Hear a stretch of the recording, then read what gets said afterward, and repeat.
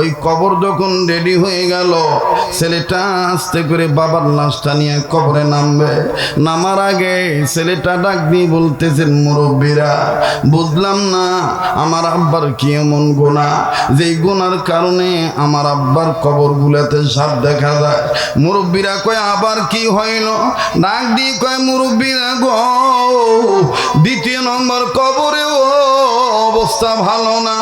ওই কবরে একটা গর্ত দেখেছি, 2-3 সাপ দেখেছি, কিন্তু এই কবরে সাইড কর্নারে নজর করে দেখে খালি সাপ আর সাপ দেখা যায়।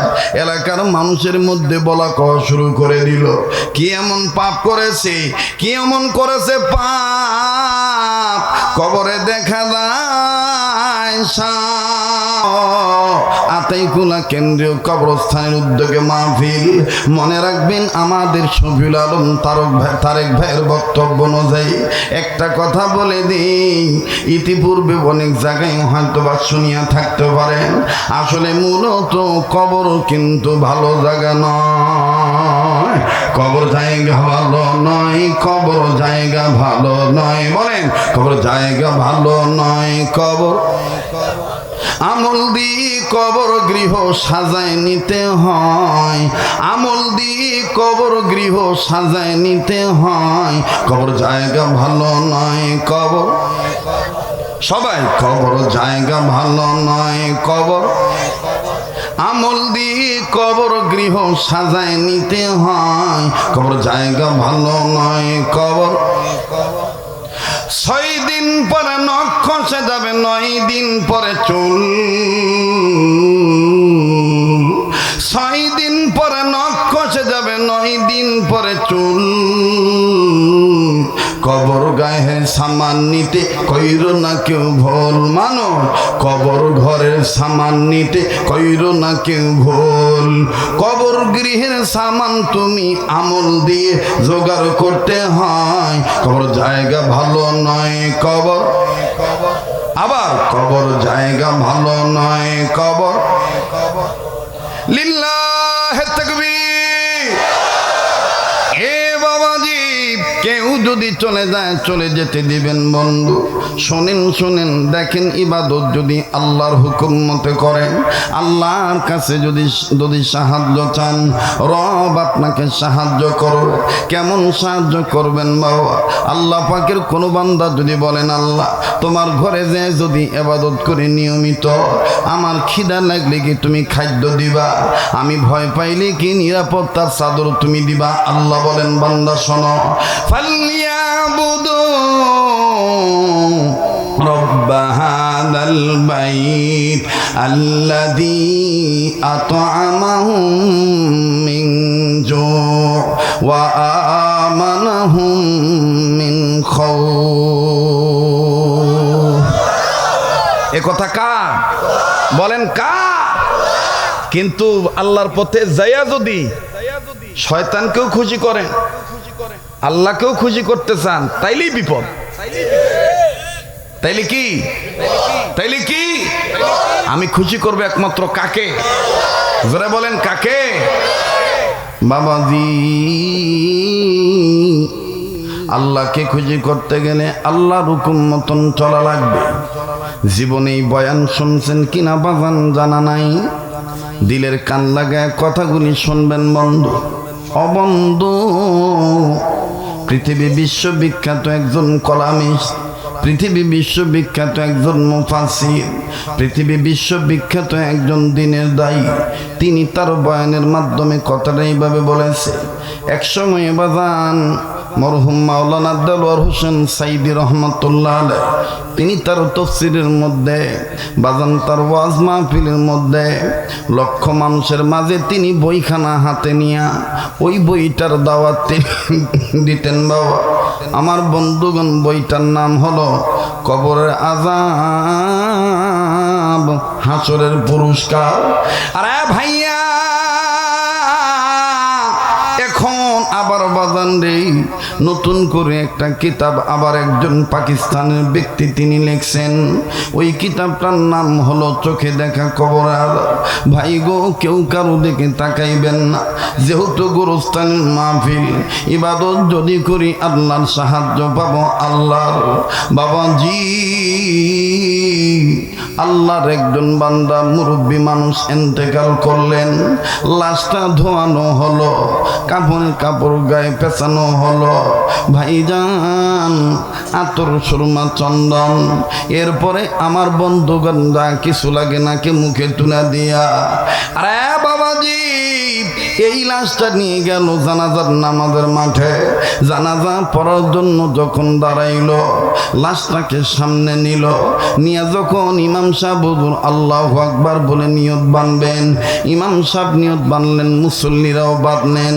আমার বন্ধুগণ তাকবীর যথা নিয়মে দেওয়ার পরে জানাজার নামাজ শেষ হলো, জানাজার দোয়াটা কমপ্লিট হয়ে গেল।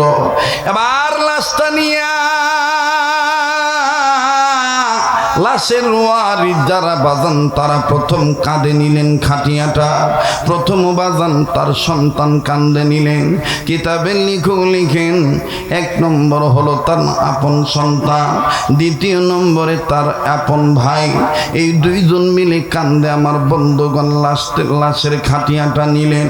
পায়াটা যখন কাঁধের উপর নিলেন বাবা, হাঁটি হাঁটি পা পা করে হাঁটতেছেন, আর সম্মিলিত কণ্ঠে জবান খুলে সবাই বলতেছেন, আশহাদু আল্লা ইলাহা ইল্লাল্লাহু ওয়া আশহাদু আন্না মুহাম্মাদান আবদুহু ওয়া রাসূলুহু। এইভাবে কালেমা শাহাদাত পড়তেছিলেন। ভাই গো, কিতাবের লেখক লিখেন, এই আল্লাহর বান্দার লাশটা যখন সন্তান কাঁধে নিয়া কালেমা শাহাদাত পড়তে পড়তে যখন লাশটা কবরের কাছে নিয়ে গেল, এবার কবরের সাইডে খাটিয়াটা রেখে, লাশটা রেখে কবরের মধ্যে যখন ছেলে নামলো, বন্ধু সবাই বুঝতে পারলেন এখন মাটি দিয়ে দিবে। সম্মিলিতভাবে কয়েকজন মানুষ আগে থেকে হাতের মুঠের মধ্যে মাটি নিলেন। মাটি নিয়ে আগে থেকে প্রস্তুতিমূলকভাবে পড়া শুরু করলেন। মিনহা খলাকনাকুম ওয়া ফিহা নুঈদুকুম ওয়া মিনহা নুখরিজুকুম তারাতান উখরা। বাবাজি লাশটা এবার কোলে করে নিয়া আপন ভাই, আরো যত আত্মীয় স্বজন আছে, শ্রদ্ধা ভাজন আছে, আপন জন আছে, পড়োশী আছে, প্রতিবেশী আছে, আত্মীয় অনাত্মীয়, ও বাবাজি পরিচিত অপরিচিত, সবাই মিলে যখন লাশটাকে কবরের দিকে নামাবে, হঠাৎ করে ছেলেটা ডাক দিয়ে কয়, কাকার এলাকাবাসী, আমার আব্বাকে আমি কবরে নামাইতে দেব না, আমার আব্বাকে আমি কবরে শোয়াইতে দেব না। এলাকাবাসী ডাক দিয়ে কয়, কেন? কেউ কেউ মনে মনে ভাবছে বাবার মোহাব্বতে ছেলেটা এরকম করতেছে। ডাক দিয়ে বলে, বেটারে তুমি কেন তোমার আব্বার লাশ কবরে নামাইতে দিবা না? ডেকে ডেকে বলতেছেন, ও মুরব্বী বাবারা, আমি যা দেখছি আপনারা তা দেখেন নাই। বলে, তুমি কি দেখছো বলো তো দেখি। বলে, তাইলে লাশটা আগে মাটির উপরে রাখেন, আমি আপনাদেরকে দেখাই দেই। বলে, কি দেখছো বেটা তুমি বলো। বলে, কাকা ওই দেখেন কবরের এক সাইডে একটা গর্ত দেখা যায়, এই গর্তটার মধ্যে মনে হয় বিষাক্ত সর্প আছে। কাকা গো, আমার এই আব্বাকে আমি সাপের মুখে দিতে পারবো না। এলাকার মানুষ ডাক দিয়ে কয়, এই গর্তের মধ্যে যে সাপ আছে তুমি বুঝলা কেমনে? বলে, সাপ যখন আপ ডাউন করে যাওয়া আসা করে, চোখের মধ্যে পলকের মধ্যে ধরা পড়ে যায়। আমি দেখেছি রং বেরঙের সাপ, বিষাক্ত সাপ এই গর্তের মধ্যে। বন্ধু, একটু পরে দেখবেন মনের অজান্তে চোখের পানি পড়ে যাবে। ইয়াকা নাবুদু ওয়া ইয়াকা নাস্তাইন, ইবাদত করব আল্লাহর, সাহায্য চাইব আল্লাহ। আল্লাহ তখনই সাহায্য করবে যখন একমাত্র আল্লাহর রাজির জন্য ইবাদত করা হবে। এইবার এলাকার ছেলেরা, এলাকার আলেমরা, এলাকার মুরব্বীরা ডাক দিয়ে বললেন, আরে যুবক, তোমার কথা আমরা সবাই বিশ্বাস করতে পারলাম না। সাপ যে এই কবরের মধ্যে আছে, একটু দেখাও তো দেখি।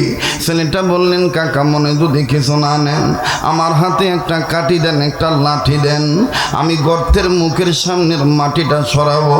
এবার যখনই মাটি সরাইল, বিষাক্ত সাপ বাজান গর্ত থেকে মুখ বের করে দিল। মুখটা যখন বের করে দিয়ে আমার বন্ধুগণ ভিতরের দিকে নয়, ভিতর থেকে যখন বাইর হইল, বাবাজি আল্লাহর বান্দা যারা যে কয়জন কবরে নেমেছিলেন সবাই আল্লাহু আকবার বলে জমিনের উপরে কবরের উপরে উঠে গেলেন। আর ছেলেটা বাদান সাপকে দেখে বড় ভাই পাইলেন, কান্দে আর ডাক দিয়ে বললেন, আল্লাহ আমার আব্বাকে আমি বিষাক্ত সাপের মুখে রাখবো না। আমার যেই বাবা মশারি টাঙায় দিত, আমার যেই বাবা নিজে কষ্টের মধ্যে ঘুমাইত, আমার ঘুমে যেন ডিস্টার্ব না হয়, কোনো পোকামাকড় যেন আমাকে না কামড়ায়। আব্বা কত যত্ন নিয়েছে, আব্বা কত খেয়াল রেখেছে, আজকে সেই বাবাকে সাপের মুখে রাখবো, তা হবে না, তা হবে না। ও বাবাজি, ছেলেটা এমনিতে সাপ দেখে ভয় পেয়েছে। সাপ আবার আস্তে করে ভিতর থেকে বাইরে থেকে মুখ ভেতরের দিকে নিয়ে গেল। ছেলেটাকে কয়েকজন দরাদরি করে কবর থেকে উঠাইল। ছেলেটা ডাক দিয়ে বলতেছেন, উম্মতের উলামায়ে কেরামগণ, আপনারা ফতোয়া দেন, আমার জীবদ্দশায় কি আমার আব্বাকে কবরস্থানে শোয়াইতে পারি? আমার এই বাবাকে যদি সাপে কামড় দেয় আমার সহ্য হবে না। আমার বাইরা রে, দুনিয়ায় মা বাপ কত বড় নিয়ামত। দুনিয়ায় যাদের মা বাপ দুনিয়ায় জিন্দা নাই, তারাই জানে তাদের কত বড় নিয়ামত দুনিয়ায় নেই। ভাই গো, মা থাকতে মায়ের কদর বোঝা যায় না, বাপ থাকতে বাপের সম্মান বোঝা যায় না। মা বাপ যেদিন মারা যাবে ওই দিন বুঝবি রে বন্ধু কত বড় নিয়ামত হারাইলি। আবার এই যুবক ডাক দিয়ে বলতেছেন, এলাকার হুজুর গো, আপনারা ফতোয়া দেন, আমার আব্বাকে কি আমি নতুন করে আর একটা কবরে শোয়াইতে পারি? এই কবরে আমি আব্বারে শোয়াবো না। এলাকার উম্মতের উলামায়ে কেরামগণ বললেন, জায়েজ আছে, যেহেতু তুমি তোমার বাবার একমাত্র সন্তান, তুমি যা বলবা তাই হবে। তোমার বাবার পক্ষে তুমি যা বলতেছো এটা তো মায়া মহব্বতে বলছো।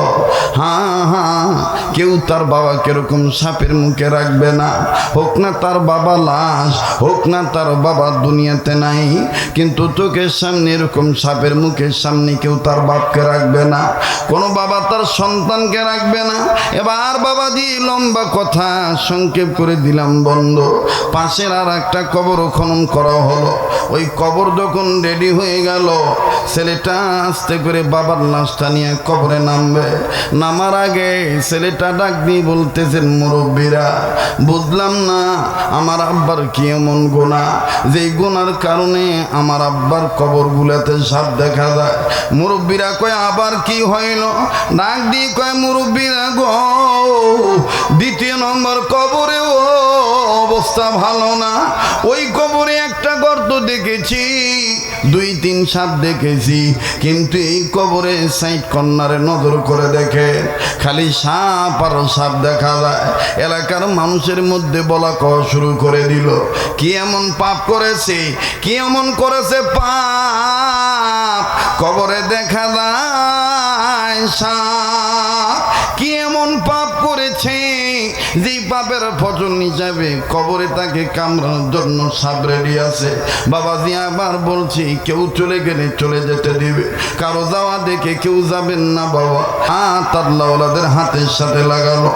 অনেক ভাইরাই জানেন, অনেক বাবারাই জানেন, প্রতি বছর গোটা রমজান মাস আমার আল্লাহ পুরা মাস রোজার মাস মদিনা রেখে দেয়। আমি মদিনা মুনাওয়ারায় থাকি বাবা, ঈদ করে তারপরে দেশে আসি। আমি আপনাদের জন্য দোয়া করব, মুসাফির মানো, কাবা ধরা হাত উঠে দোয়া করব, ঘাবড়াবেন না, অনেক লম্বা আমি করব না, অল্পর মধ্যেই কথা ফিনিশিং দিয়ে বিদায় নিয়ে চলে যাও। শুধু এতটুকু বুঝাইতে চাই, জমিনের উপরে যদি ভালো কাজ করেন জমিনের নিচে আপনি ভালো থাকবেন, জমিনের উপরে যদি করেন আল্লাহর হুকুম মতো নবীর তরিকা মতো ইবাদত, জমিনের নিচে যাওয়ার পরে আপনাকে আল্লাহ ঢুকে দিবে জান্নাত। আল্লাহু আকবার, আল্লাহু আকবার। কথা ওই একটাই, ভালো কাজে জান্নাত মিলবে, মন্দ কাজে, জোরে, ভালো কাজে জান্নাত মিলবে, মন্দ কাজে। এক নম্বর কবরের অবস্থাও দুরবস্থা, দুই নম্বর কবরও একই অবস্থা। কষ্ট হইতেছে বাবা? হ্যাঁ। এবার দ্বিতীয় কবরটাও একই অবস্থা। ছেলে ডাক দিয়ে কয়, কাকা, এলাকাবাসী আব্বাকে এই কবরও রাখবো না, আর একটু কষ্ট করেন, আর একটা কবর খনন করা হোক। তো কয়েকজন মিলে তড়িৎ গতিতে করে আর একটা কবর খনন করলো। শুনতেছেন বন্ধুরা? তৃতীয় কবর খনন করছে, এখন আর কোনো গর্ত নাই। ছেলেটা খুব আশা নিয়ে কবরে নামছে। যখন নামছে, ওই যে যারা মাটি হাতে নিছে তারা আগে থেকেই প্রস্তুতি নিয়ে, মিনহা খলাকনাকুম ওয়া ফিহা নুইদুকুম ওয়া মিনহা নুখরিজুকুম তারাতান উখরা, এই দোয়া পড়ে না, পড়ার নিয়ত করে ওনারা মাটি ধরছে। লাশটা যখন কবরের দিকে দিবে, এবার যারা দিতেছে, দেওয়ার সময় ওনারা বলতেছে বিসমিল্লাহি ওয়া আলা মিল্লাতি রাসূলিল্লাহ, এই দোয়াটা পড়ছে। হঠাৎ করে ছেলেটা লাশটা উপরের দিকে ধাক্কা দিয়ে কয়, কাকা, সাইটে নাই, কিন্তু আমার পায়ের নিচের মাটি যে সরে গেল। দেখবেন যারা ওই ধান লাগান না, ধানের ক্ষেতে, ধানের জমিতে অনেক সময় ইন্দুর কিন্তু ধান যে চুরি করে। ভালো জায়গা, এখানে যে গর্ত আছে এটা বুঝেনি না, কিন্তু পাও দেওয়ার সাথে সাথে মাটিটা ডেবে যায়। এরকম হয় না বাবা? তো এইবার এই ছেলে ডাক দিয়ে কয়, এলাকাবাসী, আমার পায়ের নিচের মাটি দিয়ে সরে যাচ্ছে। হুজুররা ডাক দিয়ে কয়, তোমার আব্বা সম্ভবত কঠিন থেকে কঠিন পাপ করেছে। যাই হোক, মাটি সরছে, পুরান কবর, আগে এখানে হয়তো আরেকটা লাশ ছিল। বলে না, আমি মাটিটা সরায় দেখি। মাটি সরায় দেখে আগে দুইটা কবরে যে যত সাপ দেখছে তার চাইতে বেশি সাপ এই কবরে। ছেলেটা লাফ দিয়ে উপরে উঠলো। উপরে উঠে ডাক দিয়ে কয়, হুজুর বলেন তো, আব্বার কোন গুনার কারণে এই দুরবস্থা হতে পারে, এই শাস্তি হতে পারে? ছেলে মনে করছে তার বাপের দোষ, কিন্তু দেখেন দোষ কার। একটু সময় লাগবে ভাই, 5-7 মিনিট দিবেন না ইনশাল্লাহ? জি জি জি। আমার বন্ধুগণ, ছেলেটা কবর থেকে উঠছে। হুজুর ডাক দিয়ে বলতেছে, আমাদের জানা মতে কোনো বান্দা যদি বান্দার হক মাইরা, বান্দার হক নষ্ট করে মারা যায়, ওই বান্দাদের অভিশাপে তার কবরে আযাব বাড়ে। তো তোমার বাবা কি কারো কাছ থেকে টাকা পয়সা নিয়ে দেয় নাই, এরকম কেউ আছে? ছেলেটা ডাক দিয়ে কয়, কাকা, এখানে তো গ্রামবাসী অনেকেই আছে, একটু এলান করেন না, একটু মাইকিন বা একটু ঘোষণা দেন না, অমুকের কাছে কেউ কি কোনো পাওনা আছেন? তো এরকম কয়েকবার ঘোষণা করছে, কয় না, নাই। এবার ছেলে কয়, হুজুর আপনাদের কথা অনুযায়ী তো মিলল না। দ্বিতীয় নম্বর ডাক দিয়ে বলতেছেন, তাইলে সম্ভবত তোমার বোন কি আছে? কয়, আমার একটা বোন ছিল, সে বোনকে আব্বা বিয়ে দিয়ে দিছে, বোন তো আসছে, বোন বাড়িতে। বলে সম্ভবত তোমার বাবা তোমার বোনকে, তার মেয়েকে আল্লাহর হুকুম নবীর তরিকা শিক্ষা দেয় নাই, এই কারণে বাপের কবরে আযাব। ছেলেটা ডাক দিয়ে কয়, না না হুজুর, আমার আব্বা হাজি সাহেব মানুষ, আমার আব্বা আমার বোনকে তার গায়ের কাপড় গোসল করানোর পরে বাইরে নেড়ে দিলে আমার আব্বা আমার বোনকে আঘাত করত, যে তুই তোর গায়ের কাপড় বাইরে নেড়ে দিছিস কেন? মায়েরা, আতাই কুলার বোনেরা, একটু খেয়াল করে শোনো মা, পর্দার লঙ্ঘন হইতেছে বিদায় আযাব আর আযাব। হ্যাঁ, ভূমিকম্প আর ভূমিকম্প, অশান্তি আর অশান্তি। মা বোনের অনেক সময় সংযোগ করে ছাদে কাপড় নেড়ে দেয়, কথা কয় না, বারান্দার মধ্যে নেড়ে দেয়। রাস্তা দিয়ে যত মানুষ যায় সব মানুষ ওই কাপড় দেখে। এর দ্বারা কিন্তু মা বোনদের আমল নামায়, গুনার খাতায় তাদের জন্যই কিন্তু গুনাহ লেখা হয়। এটা অনেকে খেয়াল করেন না। যাই হোক, লম্বা করতে চাই না। ছেলেটা ডাক দিয়ে বলল, না হুজুর, আমার বোনকে আমার আব্বা দিন শিক্ষা দিয়েছেন, আমার বোন পর্দানিশী। ডাক দিয়ে কয়, তাইলে কি হতে পারে? ছেলেটা বললেন, হুজুর আমার মনে পড়ে না, যেহেতু এলাকাবাসী অনেকেই এই জায়গায় আছে, আর দেরি করা সম্ভব নয়, তবে অনুরোধ করে বলবো হলো আমার আব্বাকে নতুন আর একটা কবরে দিয়ে দেন। আমার আব্বাকে আর একটা নতুন কবর খনন করে দিবে। বাজান যখন নতুন কবর খনন করার জন্য যাবে, ঠিক এই মুহূর্তে গো বাজান ভিনদেশি একজন মুরব্বী কান্দে কোদাল নিয়া, হাতে তসবি নিয়া, সুন্দর পাগড়ি মাথায় পড়িয়া, মুখে দাড়ি নিয়া চিৎকার দিয়ে ডাক দিয়ে বলো, আর কবর খনন কইরো না। যেখানে মাটি দিবা সেখানে তারে সাপে ধরবে, যেখানে মাটি দিবা সেখানে তারে বিচ্ছু কামড়াবে। এবার বাদান রে বিন্দেশি মুরব্বী যখন ডাক দিল, সবাই বিন্দেশি মুরব্বীর দিকে তাকাইলো। এলাকার প্রবীণ মুরব্বীরা ডাক দিয়ে কয়, উনি তো আমাদের অমুক ইউনিয়নের গোরস্থানের কবর খনন করে, লাশের কবর খনন করে, কবর খুদে বেড়ায়। উনি আমাদেরকে কিসের জন্য এখানে বাধা দিতেছে? বুজুর্গ আলেম ডাক দিয়ে বললেন, ওনারা চিনলেন না? উনি তো সেই মানুষ যেই মানুষ কোনো সুদখোরের কবর খনন করে না, যেই মানুষ বেনামাজির কবর খনন করে না, যেই মানুষ দায়ুস নারী পুরুষের কবর খনন করে না, যেই মানুষ হারামখোরের কবর খনন করে না। বাবাজি যেহেতু গুরুস্থানের মাহফিল, আলোচ্য বিষয়বস্তুটা ধীরে ধীরে আমার বন্ধুগণ ওই দিকে নিয়ে যাওয়ার চেষ্টা করতেছি। বিরক্ত হইতেছেন নাকি আপনারা? এলাকার বুজুর্গ আলেমরা ডাক দিয়ে বলতেছেন, উনি এমন একজন মুরব্বী টাকা দিলেই কবর খনন করে না। উনি আগে কবর খোদার আগে উনি জিজ্ঞাসা করে, তোমার বাবা নামাজি ছিল না বেনামাজি ছিল? তোমার মা পর্দা মানতো না পর্দা মানতো না? তোমার বোন পর্দা মানতো কি মানতো না? এইভাবে উনি গবেষণা করতেন, এইভাবে উনি তাহকিক করতেন। তদন্ত করার পর যদি দেখতেন বেনামাজি আল্লাহর নাফরমান বান্দা, তখন তিনি আর কবর খনন করেন না। তিনি বলে, ওনার কবর আমার দ্বারা খোদা সম্ভব নয়, আমি খনন করতে পারবো না। যাকে পাইবা তারে দিয়া করো, কারণ আমার জীবদ্দশায় আমি নিয়ত করেছি কম খাবো ভালো থাকবো। আমি গরিব মানুষ, মরার আগে নবীরে দেখা মরতে চাই। আর হাসরের ময়দানে হালাল বান্দা যারা, হালাল রিজিক খেয়ে যারা জান্নাত পাবে, আমলদার বান্দা ইবাদতকারীদের সাথে আমি জান্নাতে যাব। আরে বন্ধু,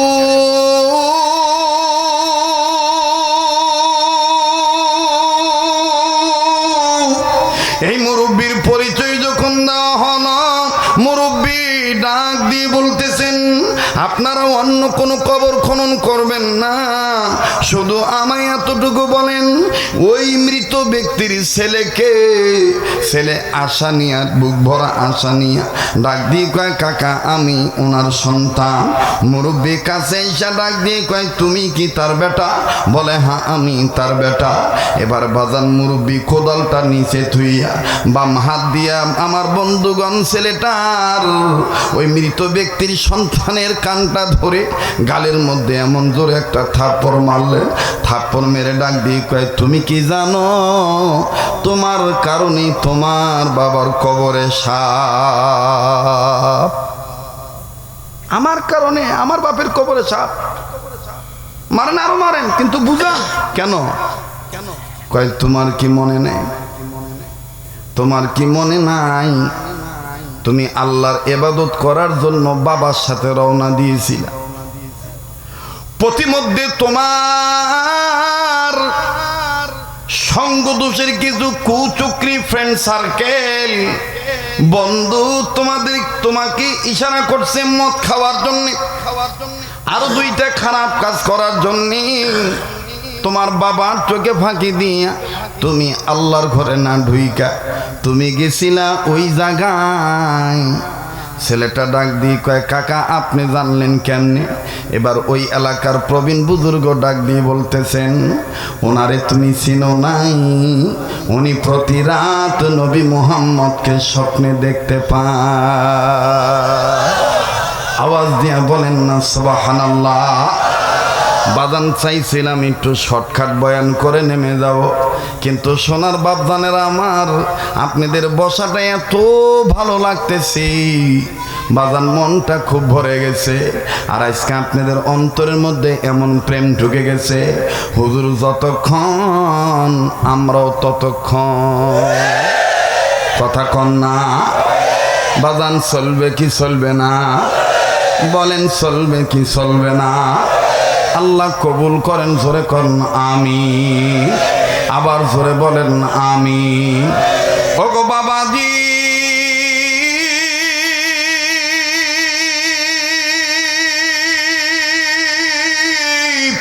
উনি অন্য কোনো ব্যক্তি নন, ওনার নাম হাজী এমদাদুল্লাহ মুহাজির মক্কি রাহমাতুল্লাহি আলাইহি।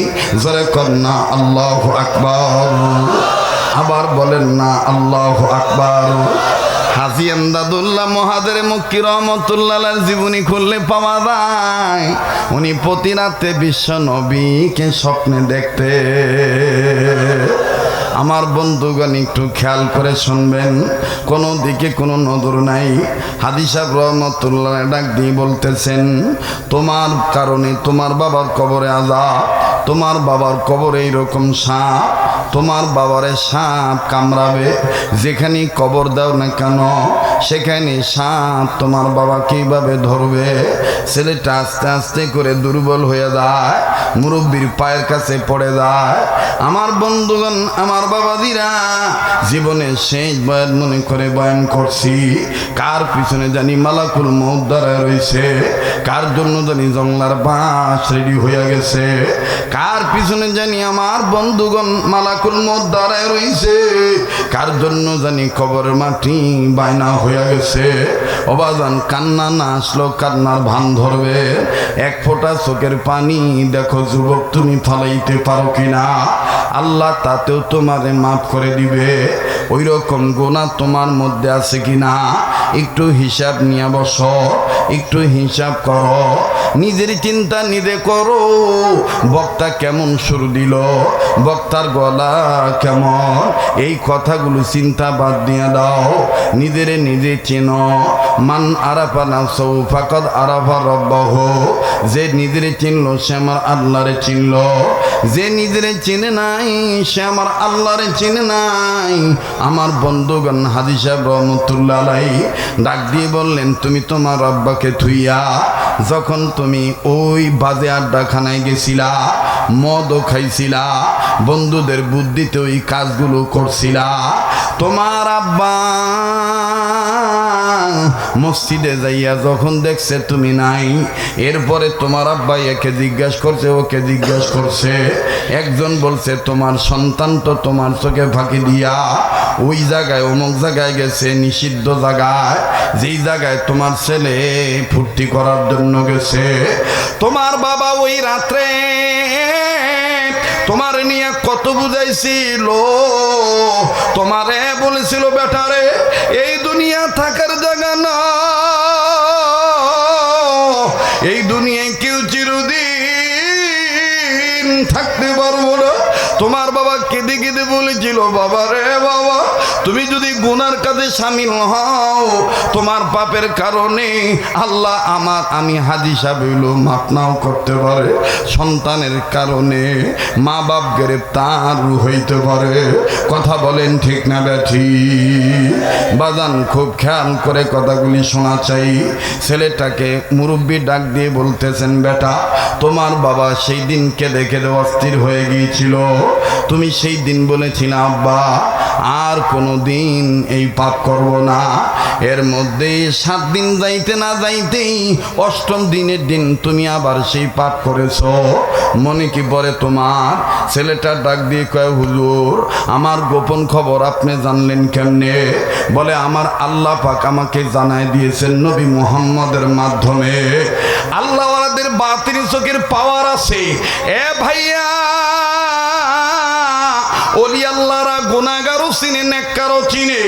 এ বাবাজি, আল্লাহওয়ালাদের অন্তর চক্ষু আছে, চর্মচক্ষু আছে, চর্মচক্ষু আছে, অন্তর চক্ষু আছে।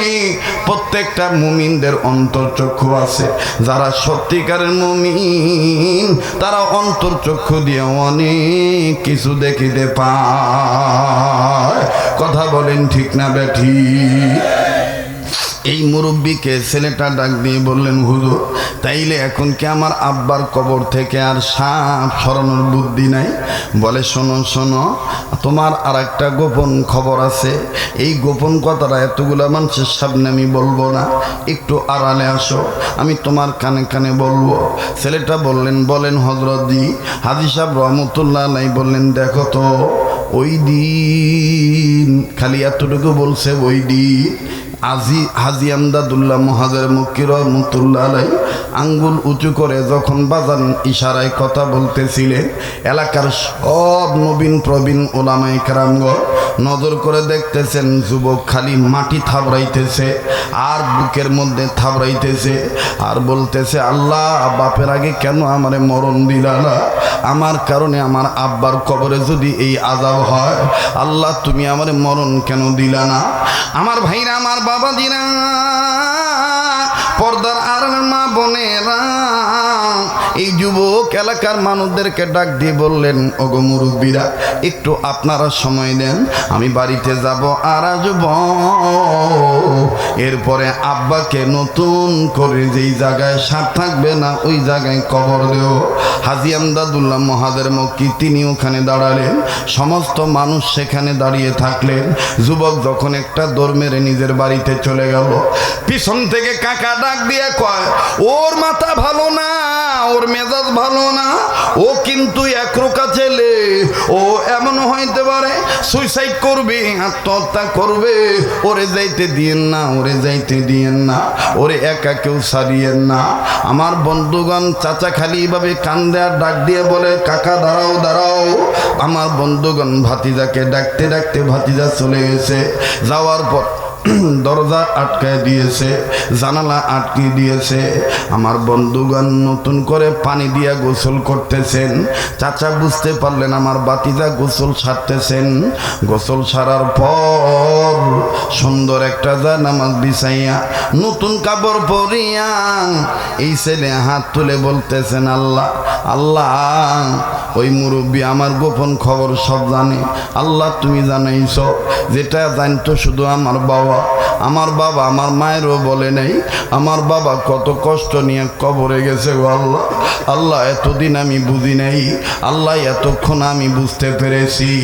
আরে যুবক, ছেলেটা ডাক দিয়ে বললেন, আল্লাহ আজকে থেকে তওবা করতেছি, আমি আর ওই গুনাহ করব না, আমি আর কোনোদিন নবীর সুন্নতকে অমান্য করব না, নবীর মহাব্বত থেকে আমি দূরে থাকব না। আল্লাহ আমার বাপজানের কবরটা তুমি জান্নাত বানিয়ে দাও, আল্লাহ আমার কবরটাও তুমি জান্নাত বানিয়ে দিও। চাচা ডাক দিয়ে বলতেছে, বাতিজা কি তাই আত্মহত্যা করবে নাকি? বাতিজা কেন তার কবরের জায়গায় ভাবে বলতেছে? খুব খেয়াল করবেন, গভীর মনোযোগী হয়ে যাবেন। এ ভাইয়া, ছেলেটা ডাক দিয়ে বলতেছেন, আল্লাহ আমি আর জীবনে কোনোদিন নবীর কলিজায় আঘাত দেব না, নবীর বিরুদ্ধে নবীর সুন্নতের খেলাফ চলব না। এইভাবে বলে বলতেছেন, আমি আশিক রাসূল হতে চাই। যুবক, আজকে তুমি আমি গান্ধার পাগল হয়ে গেছি, আজ তুমি আমি বেপর্দা নারীর পাগল হয়ে গেছি, আজ তুমি আমি মাদকের পাগল হয়ে গেছি, আল্লাহর ইবাদত করতে পারি না। অথচ কবর তোমাকে দৈনন্দিন জীবনে 70 বার ডাক দেয়, 70 বার ডেকে ডেকে বলে, জমিনের উপরে ভালো কাজ করলে আমার ব্যবহার ভালো পাইবা, জমিনের নিচে আমার জমিনের উপরে যদি খারাপ কাজ করো আমি কবর কাছ থেকে কিন্তু খারাপ ব্যবহার পাইবা। আরে ভাইয়া, আজ তুমিও যুবক, আমিও যুবক, কিন্তু ইসলামের ইতিহাস খুললে পাওয়া যায় নবীর একজন প্রিয় সাহাবী, নাম তার হযরতে হানজালা। বিবি ব্যবহার করেছেন, গোসল ফরজ হয়ে গেছে, ফরজ গোসল করার জন্য হযরতে হানজালা পানির কাছে গিয়েছেন, পানি দিয়ে গোসল করবে। ঠিক এই মুহূর্তে কে জানি বলে দিচ্ছে কুতিলা মুহাম্মাদুন, নবী মুহাম্মদ দুনিয়া নেই। আমার বন্ধুগণ, সাহাবী হানজালা পানিটা মুখ থেকে ফেলে দিয়া আমার বন্ধুগণ নাপাক শরীর নিয়া বিবির কাছে দৌড়াইসা নবীর প্রেমে পড়িয়া ডাক দিয়ে কয়, বিবি রে, দে বিবি দে, তরবারি দে, আমি যুদ্ধের ময়দানে যাব, আমি নবী মুহাম্মদের প্রেমে জীবন দিয়ে দেব। বিবি ডাক দিয়ে বলতেছেন, স্বামীও আপনি কি জানেন কিনা, আপনি ভুলে গেছেন নাকি আপনি নাপাক, আপনি অপবিত্র, আপনার উপর গোসল ফরজ হয়ে গেছে।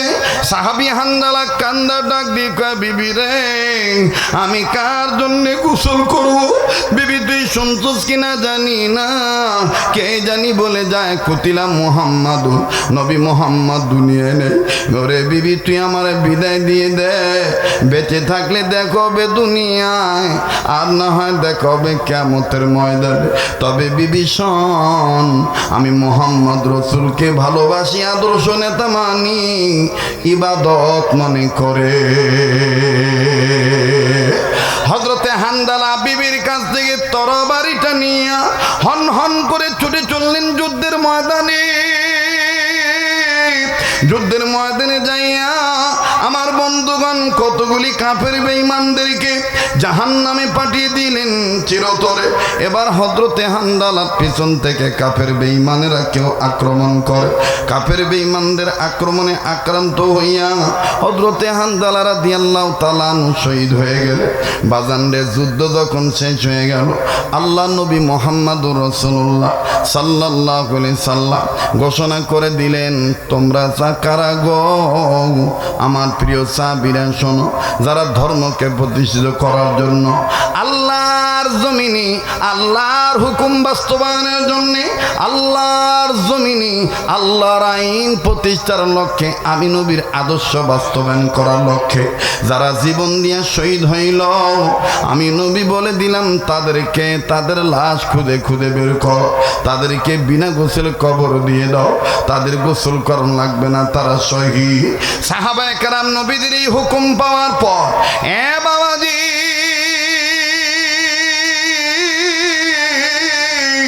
আল্লাহর নবীর প্রিয় সাহাবীরা এই হুকুম পাওয়ার পর শহীদ সাহাবীদের লাশ খুদে খুদে বের করলেন।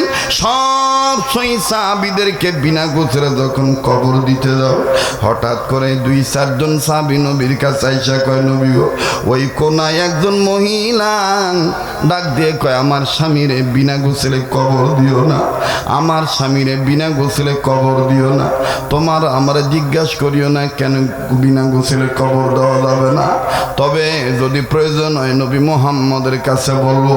এই 4 সাহাবী আইসা কয়, ইয়া রাসূলুল্লাহ, আমাদের ওই জায়গায় এই মা এইভাবে কান্দে, তার স্বামীরে নাকি বিনা গোসলে কবর দেওয়া যাবে না, ও নাকি আপনার কাছে বলতে চাই কেন বিনা গোসলে কবর দেওয়া যাবে না।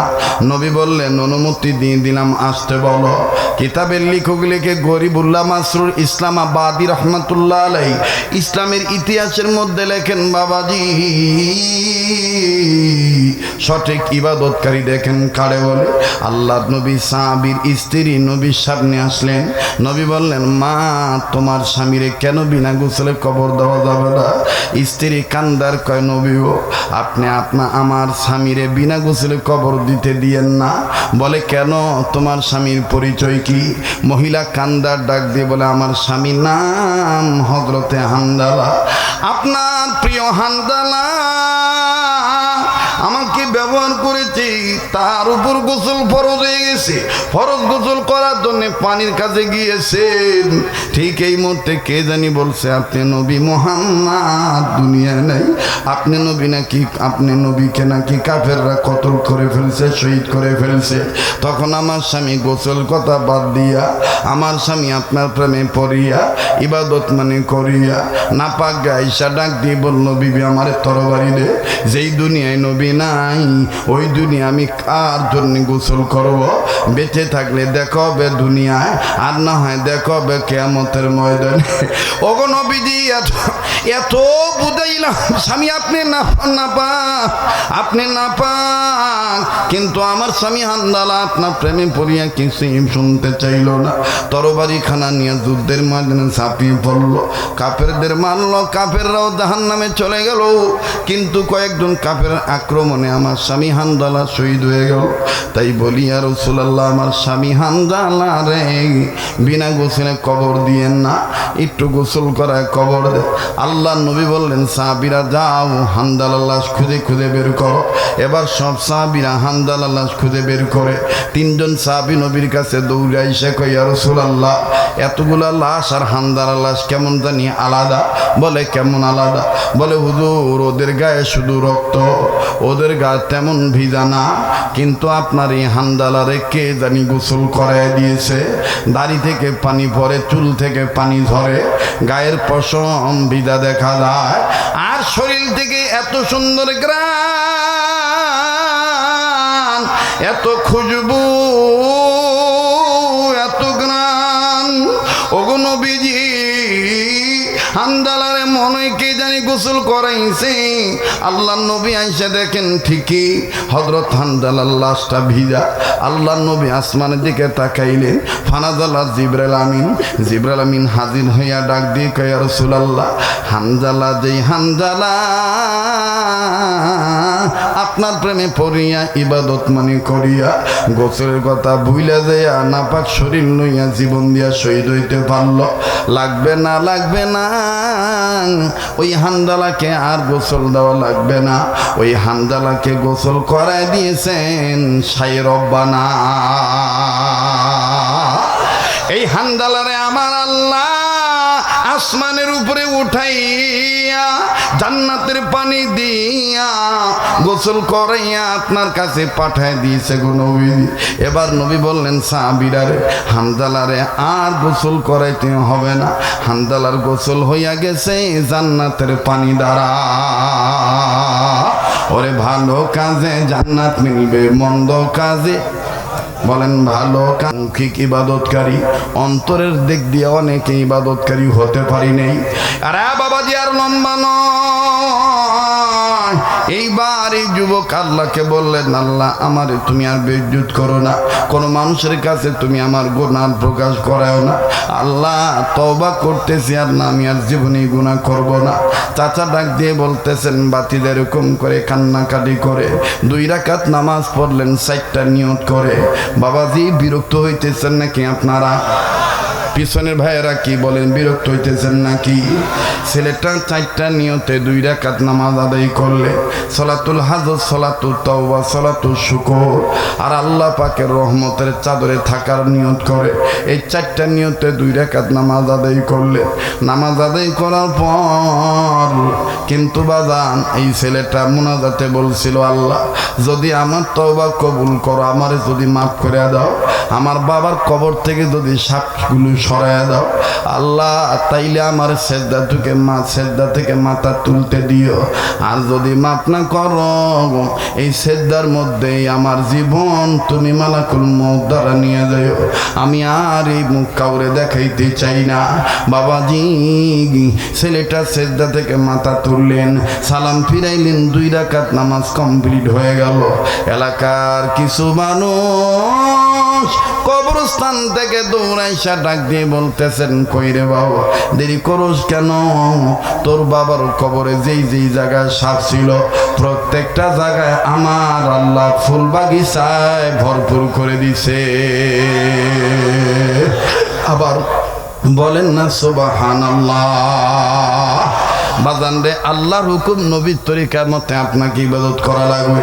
এই কথাটাও সূরা হাশরের 1 আয়াতের মাধ্যমে আল্লাহ অংশ দিয়ে জানায় দিয়েছেন, ওয়ামা আতাকুমুর রাসূলু ফাখুযুহু ওয়ামা নাহাকুম আনহু ফান্তাহু ইয়্যাকা না'বুদু ওয়া ইয়্যাকা নাস্তাঈন। যারা দাঁড়ায় আছেন যদি বিশ্বাস হয় যে আজকে দোয়া কবুল হবে, একটু বসে পড়েন বাবা। আমি মোনাজাতের দিকে হাত তুলব, একটু ওয়াদা নিতে চাই বাবা। আগামী 2026 সালের ফেব্রুয়ারির 21 তারিখে আল্লাহ বাঁচা রাখলে আবার চলে যাব সোনার মদিনায়। ভাইজান আপনাদের জন্য দোয়া করব।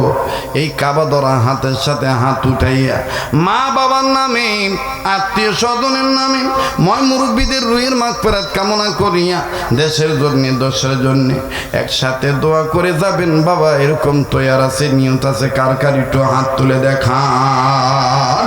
আল্লাহ আপনি কবুল করেন, বলেন আমিন। লা ইলাহা আজরে লা ইলাহা, 12টা পার হয়েছে। লা ইলাহা বাজানা 2-4 মিনিট লাগবে কতরা ফিনিশিং দিতে। কবরস্থানের কাছে দাঁড়াইয়া যুবক যখন এই কবরের দৃশ্যটা দেখবে, যুবক নিজেই চমৎকারভাবে কেবলামুখী হয়ে আজান দিবে। আজান দেওয়ার সাথে সাথে হাজী আমদাদুল্লাহ মুহাজিরের মুখী বলবে, তোমার আজানের জবাব নবীজি রওজা পাক থেকে দিতেছে। একটু বাবা 2-4 মিনিট সময় লাগবে, দেওয়া যাবে কি যাবে না? এতক্ষণ দেরি করলেন আর সামান্য সময় থাকতে পারবেন না, তা হবে না। শেষ ভালো দাস সব ভালো, তার কথা বলেন ঠিক কিনা? আরে বন্ধু, অনেক যুবক বন্ধুদের মনের তামান্না শরীয়তপুরি হুজুরের অনেকদিন পর পাইছি। হুজুরের কণ্ঠ থেকে আমরা একটু সরাসরি আজান শুনবার চাই। কথা কয় না, জোরে কথা বলেন ঠিক না ঠিক? তবে বাজান আগের মতন আজান সুন্দর নাও হইতে পারে। আমি আপনাদের কাছে যদি সময় সুযোগ হয়, আমি আপনাদের কাছে বলবো, আমার বন্ধুগণকে কথাটা ফিনিশিং দিতে দে। আমি বলবো, তবে রে বন্ধু একটা অনুরোধ করবো বিনয়ী, পারলে দিবেন, না পারলে না দিবেন। আমাদের শরীফুল আলম তারেক ভাই তিনি বলে দিয়েছেন, তার আবেগ এবং বিবেককে সাফ করে তিনি জানিয়ে দিয়েছেন, যদি আতাইকুলাবাসী আমার একটু আল্লাহর ইচ্ছায় সুযোগ করে দেয়, আমার যদি কবরে শোয়ার জায়গা করে দেন, এই গোরস্থানের উন্নয়নের জন্য আমি 1,01,000 টাকা দেব। মনে আছে? কথা কয় না, মনে আছে? বাজান আমি আপনাদের কাছেও 10 জনের লরি একের বোঝা, 10-এর লরি একের বোঝা। মুসলমানদের ইসলামের পথটা একদম সোজা, পারলে দিবেন, না পারলে না দিবেন। একটা রুমাল বা একটা চাদর, একটা ব্যাগ আপনার কাছে নিয়ে যাবে। আপনি আপনার কষ্টার্জিত অর্থ থেকে 1,000, 500, 200, 100, 5,000, 10,000 বাজান দিয়ে এরকম বহুত মানুষ আছেন দেওয়ার মতো, কিন্তু ওই রকম আদার জালসা এইটা না। জাস্ট একটু শরীক থাকা বাবা, একটা ব্যাগ, একটা রুমাল নিয়ে আপনাদের মধ্যে ডুবে আপনারা এই রুমালের মধ্যে বিসমিল্লাহ বলে আপনারা দান করবেন, আল্লাহ কবুল করবেন ইনশাআল্লাহ। দানের দ্বারা মা বাবার কবর আযাব মাফ হইয়া যায়, দানের দ্বারা বংশের ময় মুরব্বিদের কবর আযাব মাফ হইয়া যায়, দানের দ্বারা লেনা দেনা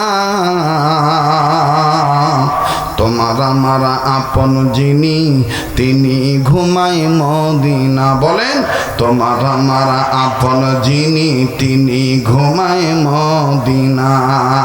ঠিক কিনা? সোনার বাপ জানের আমার, আমি আশাতে আপনারা খুশি না বেজার? কথা কয় না, খুশি না বেজার? তবে মাফ করে দিবেন বাপ জানেরা, আমি বুঝি নাই যে এই মাহফিল গভীর রাত পর্যন্ত হয় না। ভাই বসেন, আল্লাহ কবুল করুক, জোরে কন আমি। যদি আবার আগামীতে আবার আসি খুশি হবেন তো? জান আমি ওয়াদা দিলাম, আল্লাহ যদি আমার শরীফুল আলম তারেক বাইরে বাঁচা রাখে, এই যে সভাপতি বাপজানদেরকে যাদেরকে দেখতেছি, এলাকার গুরুজন মুরব্বীরা, আমার এই মাওলানা ভাই সহ, আমার স্নেহের নাজমুল হক হক্কানি সহ, আল্লাহ যদি সবাই রে সুস্থ সবল রাখেন, আর আমার রিজিক যদি এখানে থাকে, আমিও যদি বেঁচে থাকি, এই এলাকায়, নাটোর এলাকায়, খেজুরতলা এলাকায়, বাজান কোথাও আসি বা না আসি, ইনশাআল্লাহ এখানে আসবো। রাজি আছেন ইনশাআল্লাহ? রাজি আছেন? আল্লাহ কবুল করুক, জোরে কোন আমি। হ্যাঁ, আচ্ছা, সবার চাহিদা সামনে বার আবার আনা। যাই হোক, ওই সব জায়গায় না আইসা জায়গাটাও ভালো আছে, বসার মতন পরিবেশ, আর মানুষের মধ্যে যেন ঈদের আমেজ আসে, যে শরীয়তপুরি কোথাও না আসুক, খেজুরতলা এই আতাইকুলা আসে। কথা কন ঠিক কিনা? আল্লাহ কবুল করুক, জোরে কোন আমিন। যাই, আমি কালেকশনের বক্তা না। আমার নাজমুল বলছে যে হুজুর আপনার মনে ইচ্ছা যদি চায় তো একটু বলবেন, তো বলাতে দেখলাম যে ভালোই হল, খারাপ হয়নি, এটা প্রেমের নমুনা পাওয়া গেছে, তাই না? আল্লাহ কবুল করুক, জোরে কোন আমিন। হ্যাঁ জি, এই টাকাগুলো নিয়ে যাও বাবা, এই টাকাগুলো নিয়ে যাও। আল্লাহ কবুল করেন, জোরে কোন আমিন। বাজান আসলেই কিন্তু আমার শরীর থেকে এখনো ওয়াজের তাপ কমে নাই, আমার কেবল ওয়াজের জোশ আসছে। ভাইরা আমার, আজকে 3 যুগের বেশি ধরে মাইকে কথা বলি, আল্লাহর রহমত 3 ঘন্টা 4 ঘন্টা কথা বলি রে বাপজান। চা লাগে না পানি, লাগে শুধু আল্লাহর মেহেরবানি। আপনাদের এই নাটোর অঞ্চলে আর একজন বুজুর্গ মানুষ আছে, আপনারা অনেকেই তারে চিনেন না। আমার পিতৃতুল্য মুরব্বী হযরত মাওলানা আলী আকবর সাহেব। কথা কয় না? দেখবেন বেচারা বুড়া হয়ে গেছে, বেচারার গলার মধ্যে আমার আল্লাহ এমন একটা মায়া টান দিছে। কথা কয় না? গলার আওয়াজ মোটা, কিন্তু বাজান যখন আল্লাহর নবীর ঘরের জন্য, আল্লাহর ঘরের জন্য, গোরস্থানের জন্য মুমিনদের কাছে হাত পাতে, আমার বন্ধুগণ আলী আকবর হুজুরের মতন কালেকশন অনেক মানুষ আমরা এখনো করতে জানি না। সেই আলী আকবর হুজুর আমার দিকে তাকাইয়া একবার বলছিল, বেটা আমার, বাপজান আমার, আমি মুরব্বী তোমাকে দোয়া করে দিতেছি। আমার মন কেন জানি বলে দিন যতই যাবে আল্লাহ পাক তোমাকে ততই জোয়ান করবে, আর তোমার গলা ততই ক্লিয়ার রাখবে।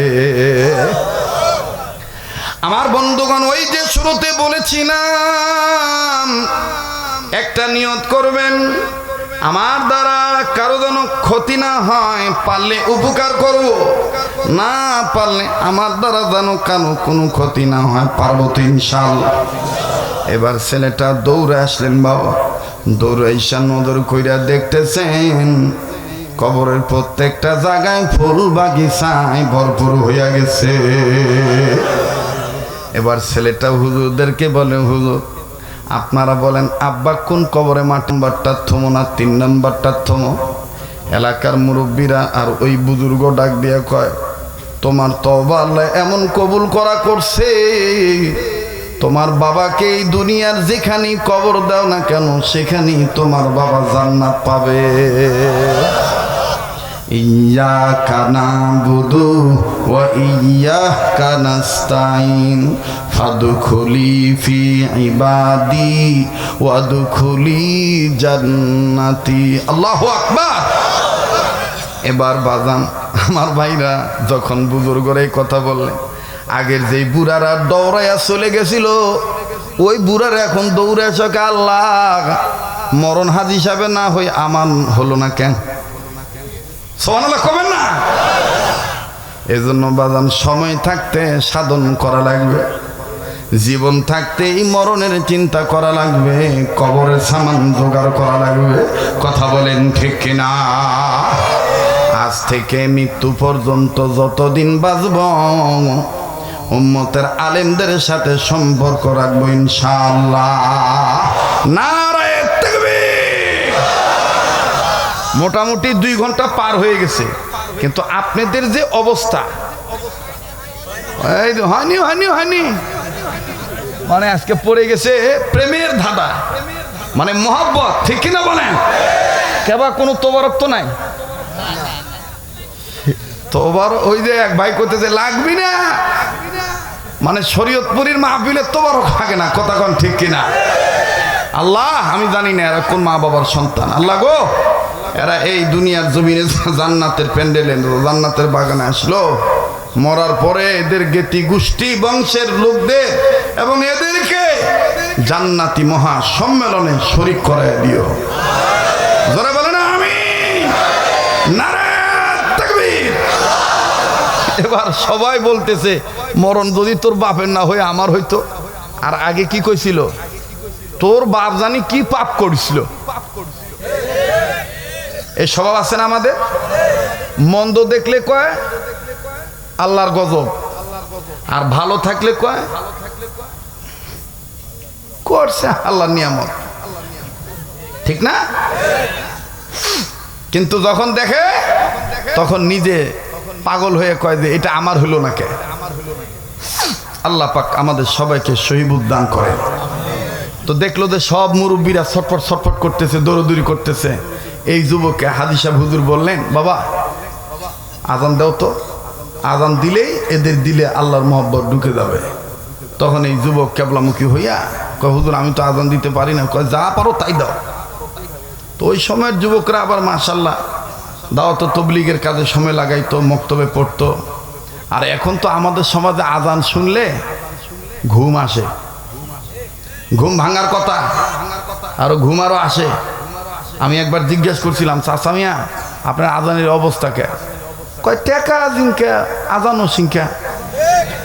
আমি কই টেকা জিনকা আজানো সিংকা মানে? কয় বছরে 8 মণ ধান পায় আর 4000 টাকা পায়, তার কি আজান দিব? আমি কই ওই জন্য এরকম আজান দেয়। আসসালাতু খায়রুম মিনান্নাউ। আরে কথা কয় না রে। আবার পোদ্দারি করে একামত দেয়, কাতকা মাতি সালা তু কাতকা মাতি সালা। কেবারে কথা কয় না রে, ঠিক কিনা? মানে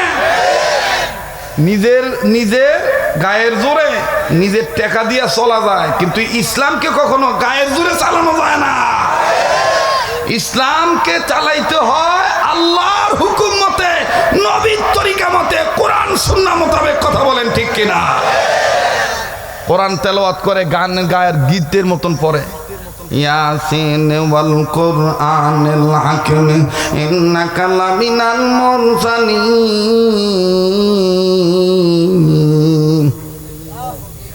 পড়েন এরকম। আল্লাহ লানত, আল্লাহ তাদেরকে রাগ করে, তাদের উপরে আজান দিতে হবে ইসলামের দাওয়াত শুদ্ধ করে। ঠিক কিনা বলেন?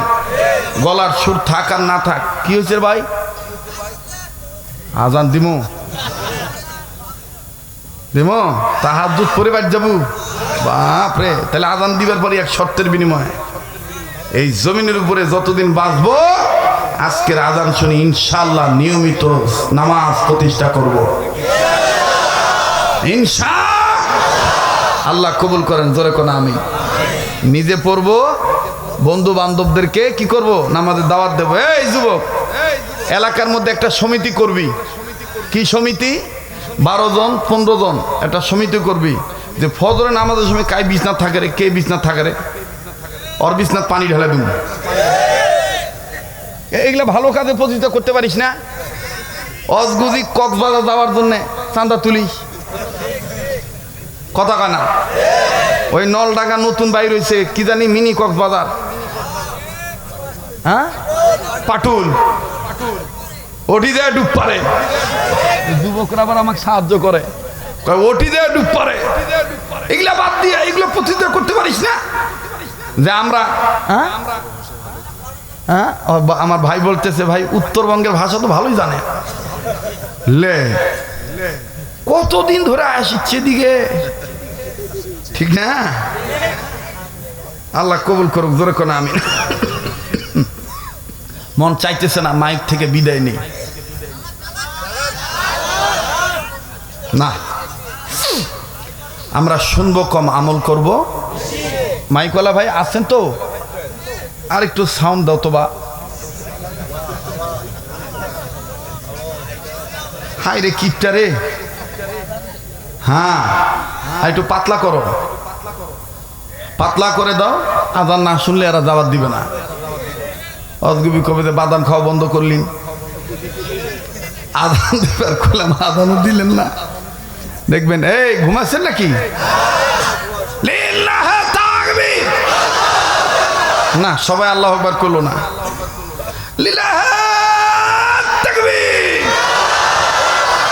কোরআন হাদিস যেখানে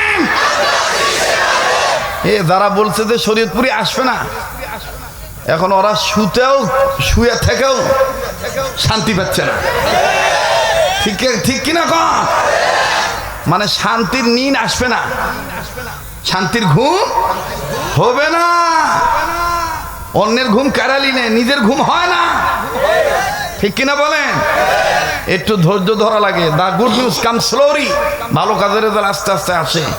ইন্নাল্লাহ ইউহিব্বুস সাবিরিন, ধৈর্যশীলদেরকে ভালোবাসে কে? তো যাই হোক, আজান দেব? হ্যাঁ, কি দিব? ভাই রে, এ ভাই আবার বলতেছে হুজুর আপনি যাবেন কি করে, লোক তো উঠতেছে না। মানে এরা আজকে এমন ভাবে গেড়ে বসছে, মানে আল্লাহর মহব্বতে আল্লাহ তাআলা এদেরকে আটকে রাখছে। কথা কোন ঠিক কিনা? মানে ওই যে প্রথম কথাটা হৃদয়ের মধ্যে প্রভাব বিস্তার করছে, ভালো কাজে জান্নাত মিলবে, মন্দ কাজে ধরে, ভালো কাজে জান্নাত মিলবে, মন্দ কাজে। এক শ্রেণীর মানুষ আছে গুনার কাজে সময় পায়, করে না গো নেকির কাম। ভালো কাজে জান্নাত মিলবে, মন্দ কাজে, ওরে ভালো কাজে জান্নাত মিলবে, মন্দ কাজে। কিছু কিছু মানুষ আবার এরকম আছে, টুপিদার জুব্বা পাগড়ি দেখ টুপিদার। কিছু কিছু মানুষ আবার এরকম আছে, টুপিদার জুব্বা পাগড়ি অনেকে দেখে উগ্রবাদী, মৌলবাদী, জঙ্গিবাদী, রাজাকার বলিয়া এখনো ডাকে। দেখবেন ওরা ভোট চাইলে দোষ নাই, যেই হুজুর কবে যে ভাই এবার ইসলামী আন্দোলনের কর্মী হইয়া সংসদে কোরআন নিবার চাই ভাই, কারা কারা রাজি আছেন, তখনই দেখবেন ওই আগলা স্বভাব। কি স্বভাব? বা আগলা স্বভাব। সকালবেলা পেঁয়াজ খাচ্ছে, ঢেকুর কি আর বিরিয়ানির উঠবে? পেঁয়াজের টাই তো উঠবে। চলিছে সারা জীবন কেরাসিন তেল যাই বিক্রি করে, তার সাথে ওর গাঁত কি আর আতরের গন্ধ কবে? কথা হয় না গেলে আতরওয়ালার সাথে চললে, আতর যদি নাও কিনেন, আতরের গ্রান কিন্তু আপনার গায়ে অটোমেটিক লেগে যাবে। কথা বলেন ঠিক কিনা? তখন দেখবেন ডাক দিয়া কয়, ভাইরা আমার, এক শ্রেণীর মানুষ ধর্মের নাম দিয়া ভোট চায়, এদেরকে চিহ্নিত করে রাখবেন। তবে আপনারা আমাকে চিনে রাখেন, আপনারা জানেন আমি এই দেশে থাকি না, বেশিরভাগ দূরে থাকি। তবে আপনারা আরও জানেন আমি কিন্তু অমুক কোটিপতির ছিঁড়াখাতা, অমুক লাখপতির ফাটাবালিশ। দোয়া করেন, আগে আমার কিছু আসিল না, এখন আল্লাহর রহমত পুকুর 3 তালা। পুকুর কয় তালা বাড়ে? 3 তালা। এরকম গপ্প দেয় না? কথা কেন গপ্প দেয় না? গপ্প দেয়। হ্যাঁ, আমরা চাই নেতা আসুক, তবে নেতা যেন রসুলের আদর্শ নিয়ে আসে। হিন্দু যদি হয়, মুসলমানদের ক্ষেত্রে যেন ইনসাফ মতন বিচার করে। কথা বলেন ঠিক কিনা? কিছু কিছু মানুষ আবার এরকম আছে, টুপিদারি জুব্বা পাগড়ি অনেকে দেখে উগ্রবাদী, মৌলবাদী, জঙ্গিবাদী বলিয়া ডাকে। আবার নির্বাচনের সময় হলে ধর্মের লবাস নিজে পড়িয়া জনগণকে দেয় যে পান। জনগণকে কি দেয়? পান দেয়। আল্লাহ আমাদের হেফাজত করুক। জোরে কোন আমিন, আবার কোন আমিন। তো এই ছেলেটা ক্যাবলামুখী হয়ে চমৎকার ভাবে দিলেন। বলবো আল্লাহু আকবার, আল্লাহু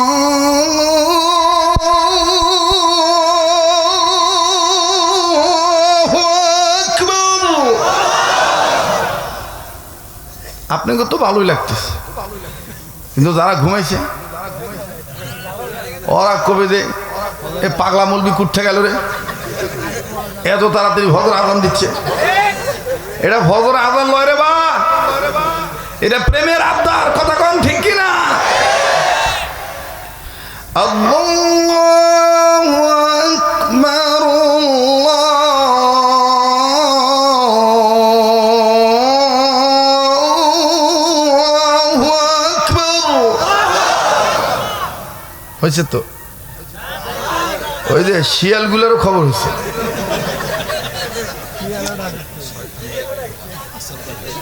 হ্যাঁ হ্যাঁ, আযানের ধ্বনিতে শিয়ালের উপর শয়তান আসর করে, এটা ঠিক আছে। হায়াতুল হাইওয়ানের কিতাবের মধ্যে এটা আছে। যাই হোক, তো আর না দিই, আর একটু, তাহলে আবার একটু তাকবীর লাগান, লিল্লাহি তাকবীর। আশহাদু আল্লা ইলাহা ইল্লাল্লাহ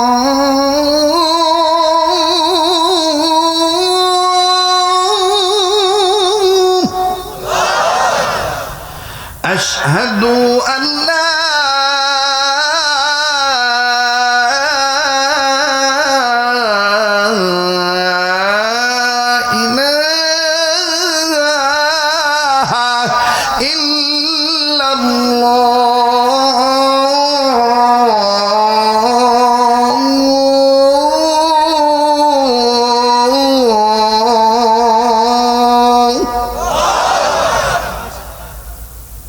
গলা নষ্ট হয়ে গেছে, তাই না? অনেকে কয় এটা মক্কা মদিনার সুর, না, এটা বাঙালি সুর। বাবা আরেকটু দে। হ্যাঁ হ্যাঁ, মক্কা মদিনার সুরটা ভিন্ন স্টাইল। এই যে যারা হজ করছেন তারা জানেন, সৌদি আরবে মক্কা মদিনায় ছোট মসজিদ বড় মসজিদ, আরব আমিরাতে যেখানে আজান দেয় প্রেমের কণ্ঠে মায়ার আওয়াজে বলে, বলবো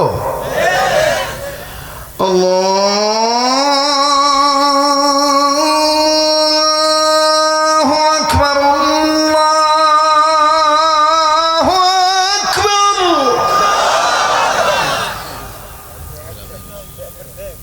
ঠিক আছে, সব শিখে রাখছি বা কোনটা কখন কামত লাগে কও যায় না। হ্যালো, জি জি। আবার দেখবেন সৌদি আরবের কাবা শরীফের ইমাম শাইখ আব্দুর রহমান যখন তেলাওয়াত করে, বাঙ্গা গলার সাউন্ড দিয়ে মনে হয় কেবল কোরআন নাজিল হচ্ছে। বলবো মায়ার কণ্ঠে বাঙ্গা গলার সাউন্ড দিয়ে কয়, আল্লাহু আকবার, আলহামদুলিল্লাহি রাব্বিল আলামিন,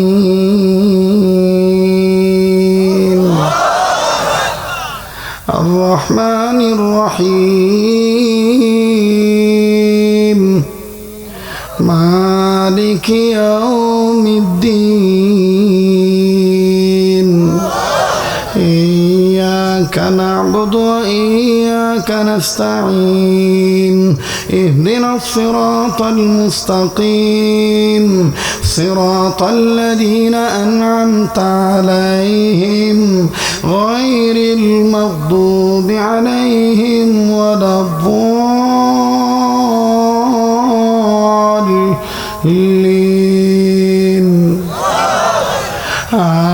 آمين القارعة ما القارعة وما أدراك ما القارعة।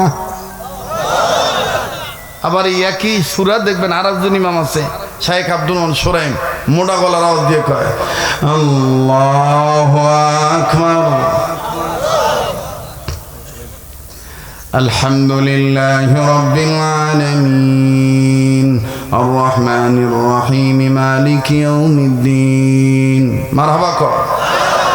খালি এটা মাইন্ডসেটটা শুনে পাগল হয়েন না, নিজের একটা সন্তানকে নিয়ত করেন বানানো, পারবেন না ইনশাআল্লাহ?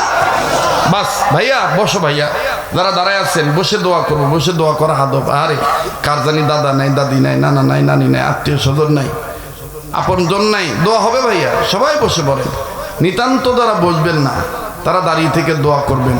মোনাজাতের আগে আমি